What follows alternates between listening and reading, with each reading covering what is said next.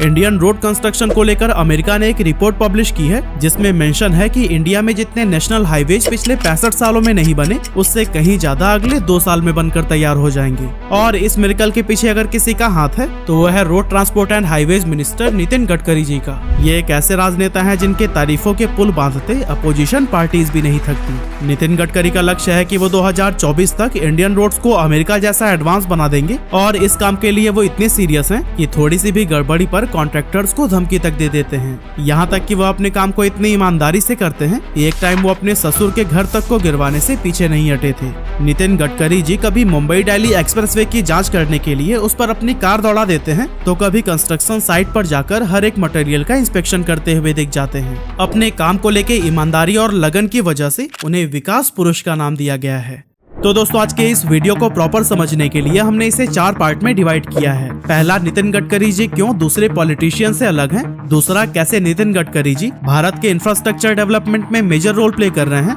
तीसरा, किसी भी देश की इकोनॉमी के लिए अच्छा रोड क्यों सबसे इम्पोर्टेंट फैक्टर होता है। और last but not the least, Nitin Gadkari ji के कुछ ऐसे जादुई काम जो आज भारत की इकोनॉमी को 5 ट्रिलियन ले जाने में इम्पोर्टेंट रोल प्ले कर रहे हैं।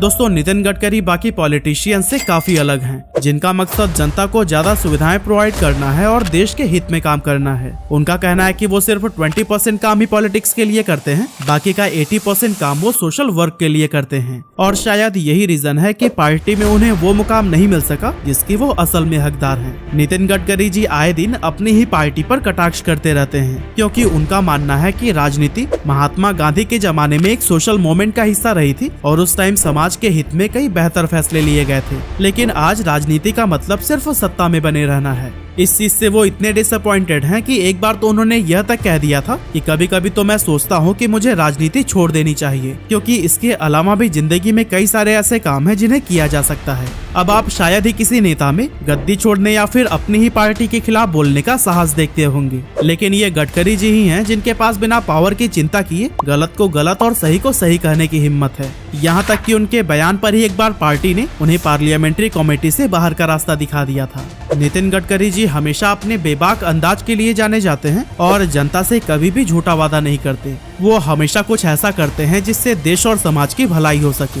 इसीलिए वह अक्सर कहते हैं कि अगर लोग मेरे काम को पसंद करते हैं तभी वोट दें वरना ना दें, क्योंकि मैं पॉलिटिक्स के लिए ज्यादा मक्खन लगाने को तैयार नहीं हूँ। अब जैसा कि हम सबको पता है कि इंडिया की पॉलिटिक्स हमेशा से ही कंट्रोवर्शियल रही है और एक दूसरे पर आरोप प्रत्यारोप करना यहाँ के लिए आम सी बात है, जो कि सोशल मीडिया से लेकर न्यूज डिबेट तक हर जगह साफ तौर पर देखी जा सकती है। पर आपको बता दें कि नितिन गडकरी जी कुछ ऐसे गिने चुने लीडर्स में से एक हैं जिनका अपोजिशन भी सम्मान करता है। उनके काम की हमेशा सराहना होती है और एक बार तो कांग्रेस स्पोक पर्सन संजय झा ने ट्वीट करके यह तक कह दिया था कि अगर बीजेपी नितिन गडकरी को प्राइम मिनिस्टर बनाती तो भारत का पॉलिटिकल कल्चर इतना जहरीला नहीं होता। कुछ पॉलिटिकल एक्सपर्ट्स का कहना है कि 2014 में नितिन गडकरी प्राइम मिनिस्टर के पद के लिए बीजेपी के सबसे पसंदीदा कैंडिडेट थे, लेकिन बाद में नरेंद्र मोदी इन्हें पीछे करते हुए पीएम की रेस में आगे निकल गए। सरकार से इनके खटपट का अंदाजा इस बात से भी लगाया जा सकता है कि 2014 में जब सेंटर में बीजेपी की सरकार बनी उस समय नितिन गडकरी महाराष्ट्र के सीएम बनना चाहते थे, लेकिन नरेंद्र मोदी और अमित शाह ने देवेंद्र फडणवीस को उनकी जगह दे दी, जबकि ये सभी जानते हैं कि देवेंद्र फडणवीस नितिन गडकरी से काफी जूनियर हैं।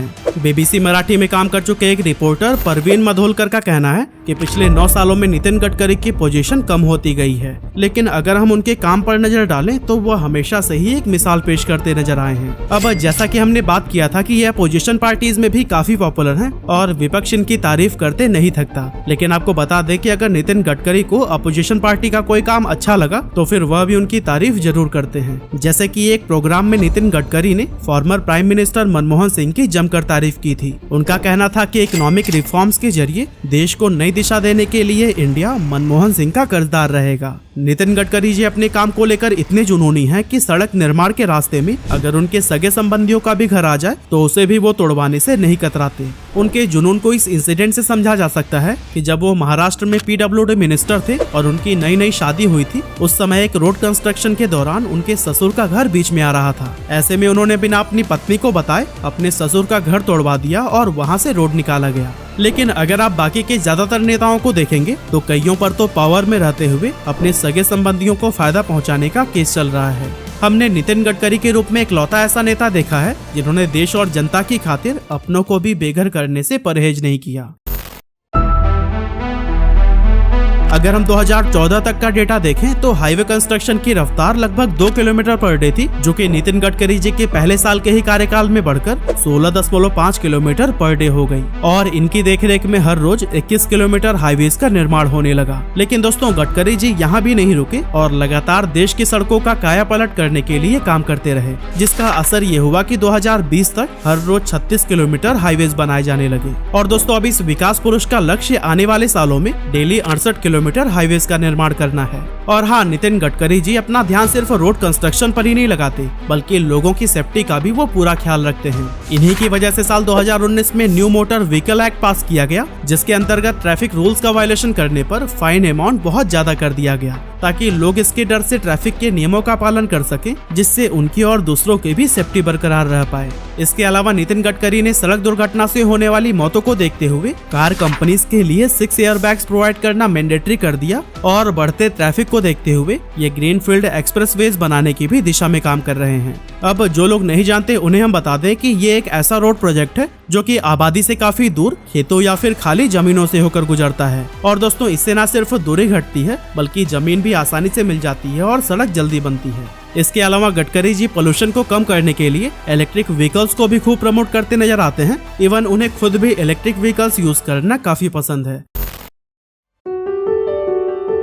दोस्तों, किसी भी देश के डेवलपमेंट में ट्रांसपोर्ट इंफ्रास्ट्रक्चर एक बहुत ही अहम रोल अदा करता है, क्योंकि इकोनॉमिक डेवलपमेंट के लिए शहर और गांव में अच्छी कनेक्टिविटी होना बहुत ही ज्यादा जरूरी है। इसके साथ ही नितिन गडकरी का मानना है कि एक अच्छे रोड नेटवर्क के बिना हम देश के विकास की नींव नहीं रख सकते हैं, क्योंकि अगर हमें इकोनॉमी को बूस्ट करना है तो उसके लिए कारोबार को बढ़ावा देना होगा। अब अगर किसी भी राज्य में कोई इंडस्ट्रियलिस्ट अपनी इंडस्ट्री सेटअप करना चाहता है तो वो सबसे पहले 4 चीजों को देखता है, जो है रोड, वाटर, इलेक्ट्रिसिटी और कम्युनिकेशन। एक अच्छा रोड हमारी इकोनॉमी को बूस्ट करने में सबसे अहम रोल प्ले करता है, क्योंकि जिस जगह पर इंडस्ट्री लगाई जाती है वहाँ इन्वेस्टमेंट आता है, एम्प्लॉयमेंट बढ़ती है और बेरोजगारी काफी कम हो जाती है। नितिन गडकरी जी यूएस के 35वें प्रेसिडेंट जॉन एफ कैनेडी से बहुत ही ज्यादा इंस्पायर्ड है और अक्सर वो उनका एक जुमला दोहराते हैं कि यूएस अमीर है इसलिए उसके रोड्स अच्छे नहीं हैं, बल्कि उसके रोड्स अच्छे हैं इसलिए यूएस अमीर है। नितिन गडकरी जी ने जॉन कैनेडी के इस कोट को अपना इंस्पिरेशन बना लिया और देश को अमेरिकन इकोनॉमी जितना मजबूत बनाने के लिए अपने रोड्स की कायापलट करने के काम में जुटे हुए हैं। इस काम को लेकर वो इतनी ज्यादा सीरियस हैं कि कई बार तो जरा सी भी कोताही पर वो ठेकेदारों को धमकी तक दे डालते हैं।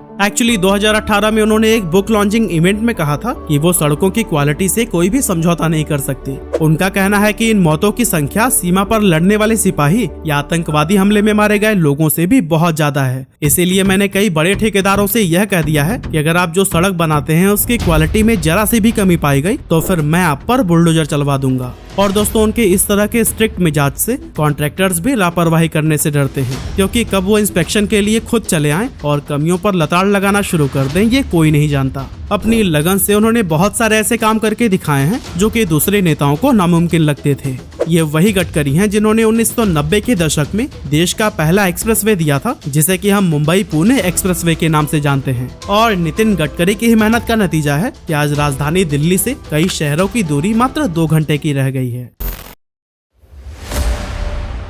दोस्तों, पिछले कुछ 8 सालों में जिस बुलेट की रफ्तार से सड़कों का कंस्ट्रक्शन हुआ है उसको देखते हुए नितिन गडकरी को स्पाइडरमैन की उपाधि से नवाजा गया है, क्योंकि इन्होंने अपनी मेहनत, ईमानदारी और लगन से जिस तरह पूरे देश में सड़कों का जाल बिछा दिया है उससे लोगों को वे एक सुपर हीरो के रूप में नजर आते हैं। फिलहाल गडकरी जी भारत से सटे देशों की सीमा पर भी काफी तेजी से सड़कों का निर्माण करवा रहे हैं, ताकि बॉर्डर तक की अच्छी कनेक्टिविटी प्रोवाइड की जा सके और इमरजेंसी के समय में तेजी से मदद पहुंच सके। नितिन गडकरी जी कहते हैं कि रोड इंफ्रास्ट्रक्चर को स्ट्रॉन्ग किए बिना डेवलपमेंट की कल्पना भी नहीं की जा सकती, इसीलिए उन्होंने खुद को पूरे देश में सड़कों का जाल बिछाने के लिए समर्पित कर दिया है। इन्हीं के ही आदेश पर भारत में 42 ग्रीन एक्सप्रेसवेज बनाए जा रहे हैं, जिससे कि ट्रैफिक को काफी हद तक कंट्रोल करके रोड एक्सीडेंट्स को कम किया जाएगा। साथ ही ये प्रोजेक्ट इंडिया को पोल्यूशन फ्री बनाने के सपने को भी साकार करने में मदद करेगा। अपकमिंग एक्सप्रेसवेज में वाराणसी, रांची, कोलकाता, मुंबई, इंदौर, पुणे, बैंगलोर और चेन्नई, त्रिची के बीच एक्सप्रेसवेज बनाने की योजना पर काम चल रहा है।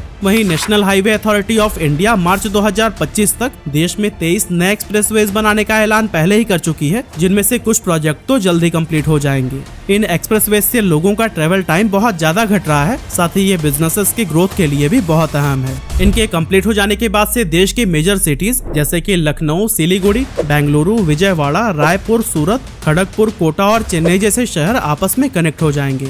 इसके अलावा इन एक्सप्रेसवेज के जरिए रिमोट लोकेशन पर भी कनेक्टिविटी बढ़ेगी और इंडस्ट्रीज शहर के कंजेस्टेड एरिया से निकलकर दूर दराज के इलाकों में भी अपना प्लांट लगाने से नहीं कतराएंगे।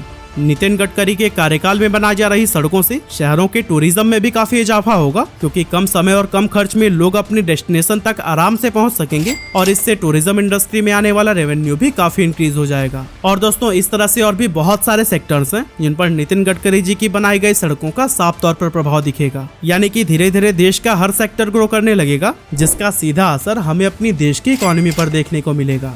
अब अगर अंत में हम नितिन गडकरी के टेन्योर में किए गए काम को भी देखें तो फिर सड़कों के निर्माण में बहुत ही विजिबल ग्रोथ नजर आते हैं, क्योंकि 2013 से 2014 के बीच नेशनल हाईवेज की लंबाई 91,287 किलोमीटर थी, जो कि 2020-21 में 1,41,345 किलोमीटर तक पहुंच गई थी। और दोस्तों, अगर इसी स्पीड से ही सड़कों का निर्माण होता रहा तो फिर वो दिन दूर नहीं जब भारत की इकोनॉमी सच में 5 ट्रिलियन के जादुई आंकड़े तक पहुंच जाएगी।